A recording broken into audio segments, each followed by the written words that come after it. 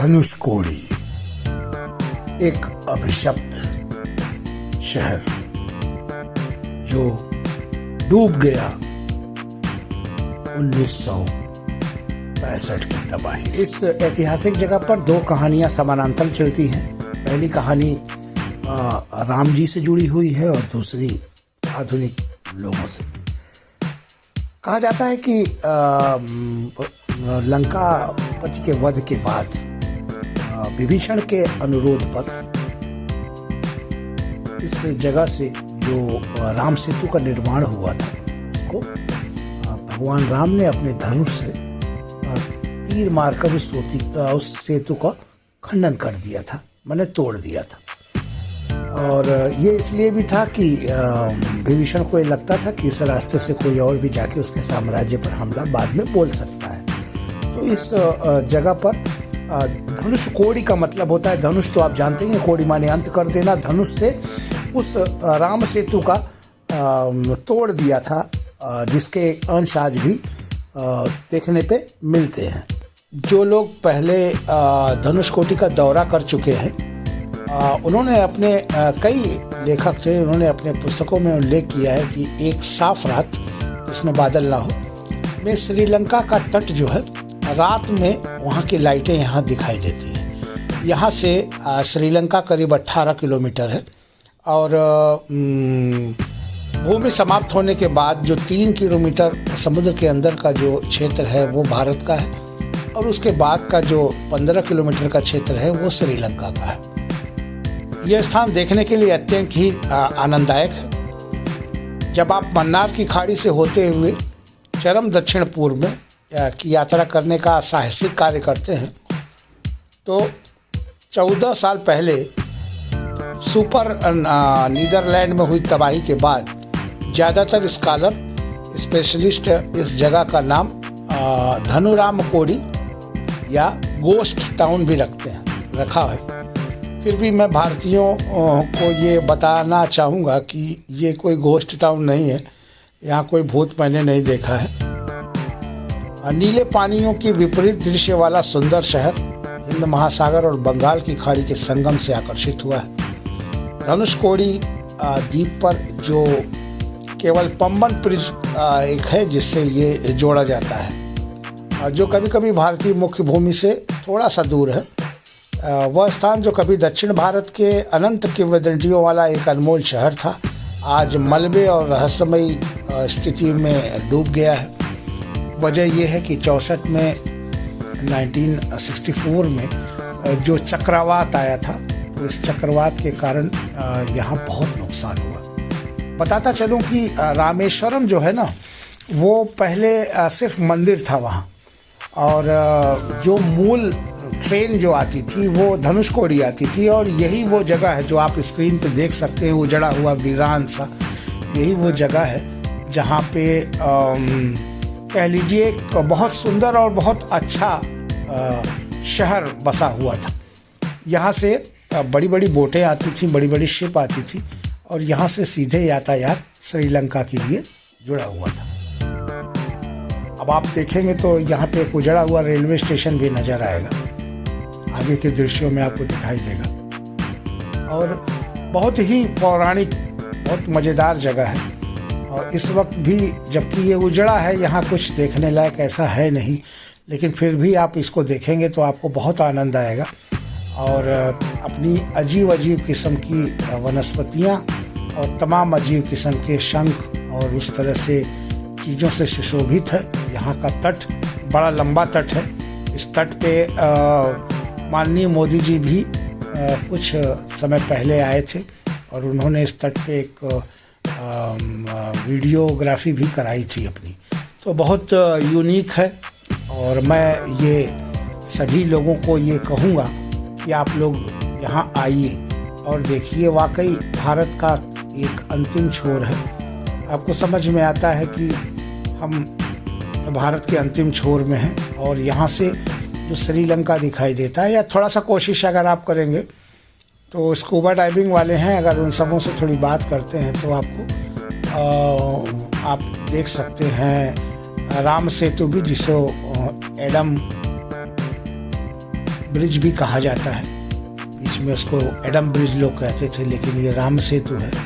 और वो पत्थर इसी रेलवे स्टेशन के करीब, जो टूटा हुआ रेलवे स्टेशन है ना, उसी के करीब जो है एक मंदिर है छोटा सा। आप जब भी जाइएगा तो इसमें थोड़ा जगह लेके जाइएगा। देखिए यहाँ पे एक गेम हो जाता है। जब आप रामेश्वरम से कोई ऑटो रिक्शा या टैक्सी या कोई चीज़ बुक करते हैं यहाँ आने के लिए, तो आपके साथ एक धोखा हो जाता है। वो 1000 रुपये आपसे लेंगे दर्शन कराने का यहाँ तक, लेकिन बहुत जल्दी आपको वापस लेके चले जाएंगे और तमाम ऐसी जगह हैं जो आप नहीं घूम पाएंगे। तो मैं आपको एक सलाह दूंगा कि रामेश्वरम से आप स्कूटी या बाइक बुक कर लीजिए। अगर आप चलाना जानते हैं तो स्कूटी और बाइक वहाँ पे भाड़े पे मिलती है, किराए पे मिलती है, उसको आप ले लीजिए। और उस हिसाब से आप अपने हिसाब से इसको रुकते हुए, देखते हुए, वीडियोग्राफी फोटोग्राफी करते हुए, हर चीज़ का आनंद लेते हुए आप धनुषकोडी के भारत के सुदूर दक्षिण एकदम अंतिम छोर का बहुत ही बढ़िया से दर्शन कर सकते हैं, देख सकते हैं। और आप भी सोचते होंगे कि आखिर ये भूमि इतनी निर्जन क्यों है, इतनी जगह क्यों है और इसका कोई पालनहार या देखनहार क्यों नहीं है। तो बताना चाहूँगा कि 1964 के आपदा के बाद भारत सरकार ने इस धनुषकोडी की जगह को एक विश्लेषण करने के बाद इसे खतरनाक, इसे निर्जन स्थान घोषित कर दिया था। इसलिए ये स्थान भूतहा शहर के रूप में लोकप्रिय हो गया। आज से 50-60 साल पहले ये एक बहुत ही सुसज्जित शहर था। यहाँ रेलवे स्टेशन था, यहाँ स्कूल थे, यहाँ आबादी थी। और सबसे बड़ी बात बताऊँ ना, चारों तरफ से समुद्र के घिरे होने के बावजूद भी यहाँ मुझे कई ऐसे पानी के कुएं मिले जो एकदम मीठे पानी के थे। और यही कारण था कि इस जगह पे रामेश्वरम की अपेक्षा यहाँ पर जो है आबादी थी, क्योंकि पहले के समय में रामेश्वरम की उस जगह पर, आज भी रामेश्वरम की जगह पानी बहुत अच्छा नहीं है, लेकिन यहाँ पर कई ऐसे कुएं हैं। जाहिर सी बात है कि वाटर का जो स्रोत है बहुत ऊपर है। करीब करीब ये मान के चलिए कि कुएं जो है 8 फुट 7 फुट में आपको पानी मिल जाएगा, लेकिन एकदम मीठा पानी है। आपको समझ में ही नहीं आएगा कि जो हम पानी पी रहे हैं किसी गंगा जल से कम पवित्र नहीं है। तो ये एक आश्चर्य है। तो इसी कारण से यहाँ पर आबादी थी और यहाँ ही बसेरा था, यही ट्रेन भी आती थी। यहाँ से जो है कस्टम का ऑफिस था, यहाँ पे तमाम व्यापारिक गतिविधियों का केंद्र था, क्योंकि श्रीलंका से भारत के बीच में जो व्यापार होता था वो इसी रास्ते से होता था। तो इसी रास्ते से सारा व्यापार होता था और सारे व्यापारी श्रीलंका से शिप से आके, और यहाँ के व्यापारी जो है बोट या शिप के माध्यम से श्रीलंका में जाके व्यापार किया करते थे। तो व्यापार की मुख्य हब ये था। 64 की जो तबाही थी, वो तबाही इतनी ज़बरदस्त थी कि पूरा मतलब कोई जगह बची नहीं यहाँ पे। सिर्फ देखने लायक ये सुंदर ब्लू समुद्र आपको नज़र आएगा। और अब आप देख सकते हैं कि जो एरिया है वो आपको ये अस्थायी कंस्ट्रक्शन के कुछ मकान नज़र आएंगे, स्थायी नहीं है।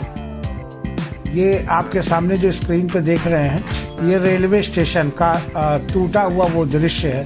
जो रेलवे स्टेशन यहाँ का था 1964 में जब तबाही आई थी, तो उस तबाही में ये उजड़ गया और उजड़ने के बाद ये अवशेष रह गए हैं। ये रेलवे स्टेशन का अवशेष है और यहाँ पर छोटे मोटे कुछ लोग नज़र आ रहे हैं, लेकिन स्थायी निवासी कोई नहीं है, सब यहाँ चला जाता है। और ये एक रेलवे स्टेशन का अवशेष यहाँ नज़र आता है जो अभी भी बताता है। एक बोर्ड भी है रेलवे स्टेशन का। ये एक चर्च है, जो चर्च का अवशेष यहाँ आपको दिखाई देगा।